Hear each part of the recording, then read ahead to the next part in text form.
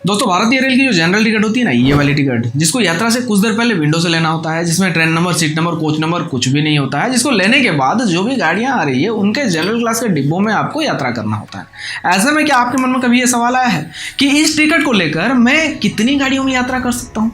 नहीं, जनरली लोग एक गाड़ी में ही यात्रा करते हैं, लेकिन हालात कुछ ऐसा हो सकता है कि आप एक गाड़ी के जनरल क्लास के डिब्बे में बैठे हुए हो, गाड़ी खुल जाती है, अगले किसी स्टेशन पर गाड़ी को खड़ी कर दिया जाता है, उसके बाद बाकी गाड़ियों को जाने दिया जा रहा है और ये वो गाड़ियां हैं जो आपके फ्रॉम स्टेशन से लेकर टू स्टेशन तक कनेक्ट हो रही है। तो ऐसे में क्या आप इस गाड़ी से उतरकर उस गाड़ी में जा सकते हो?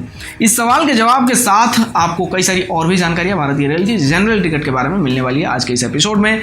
लेकिन उससे पहले आप सभी से दिल से गुजारिश है कि अपना एक छोटा सा लाइक देकर इस वीडियो बनाने की मेहनत को सफल जरूर बनाए, नए दर्शक चैनल को सब्सक्राइब भी कर लें।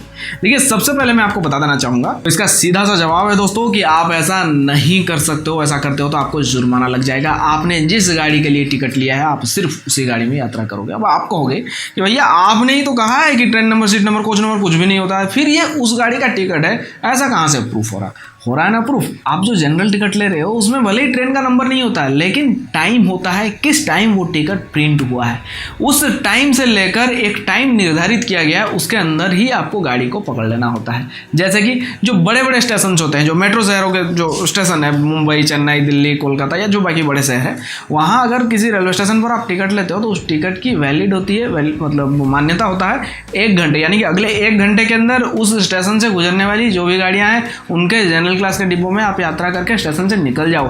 अगर आप स्टेशन पर रुक जाते हो 1 घंटे से ज़्यादा देर तक के लिए तो आप बिना टिकट के माने जाओगे और आपको जो है जुर्माना ले लिया जाएगा।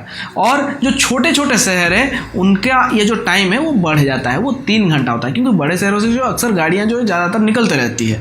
ऐसे में छोटे शहरों से थोड़ा कम गाड़ियाँ, तो उनके लिए टाइम यहाँ पर बढ़ा दिया गया है, उसको 3 घंटा कर दिया गया, यानी कि अगले 3 घंटे के अंदर आपको उस गाड़ी में बैठ जाना है। ऐसे में सोच लीजिए कि आप एक स्टेशन पर खड़े हो, मतलब आपकी गाड़ी खड़ी है और आप उसके जनरल क्लास के डिब्बे में बैठे हो, दूसरी गाड़ी आती है, तो आप अगर छोटे स्टेशन से टिकट अपना लिए हुए हो तो ये 3 घंटे के अंदर, जब भी आपने टिकट लिया है 3 घंटे के अंदर वो दूसरी गाड़ी आपके छोटे स्टेशन में आना चाहिए, तब उसमें आप यात्रा कर सकते हो। अगर नहीं तो नहीं कर पाओगे आप, अगर करते हो तो जुर्माना आपको देना पड़ेगा, यानी कि बिना टिकट वाला। इसी से जुड़ा एक और डाउट आपका यहाँ पे क्लियर करना चाहूँगा। मान लेते हैं एग्जाम्पल के लिए कि आपकी गाड़ी शाम के 4 बजे है, आप 3:30 बजे स्टेशन पहुँचते हो और आपने एक जनरल क्लास की टिकट विंडो से ले लिया। अब आप अपनी गाड़ी की इंतजार कर रहे हो तो तभी आपको पता चलता है कि ये गाड़ी जो 4 घंटे से ज़्यादा लेट है, यानी कि 4 बजे आने वाली थी, अब 8 बजे आने वाली है। तो ऐसे में आप क्या करोगे? तो यहाँ पे कुछ अलग कंडीशंस लागू होता है, जैसे कि उस रूट में कोई और गाड़ी, सपोज आपकी टिकट की जो वैलिड है वो 3 घंटे की है,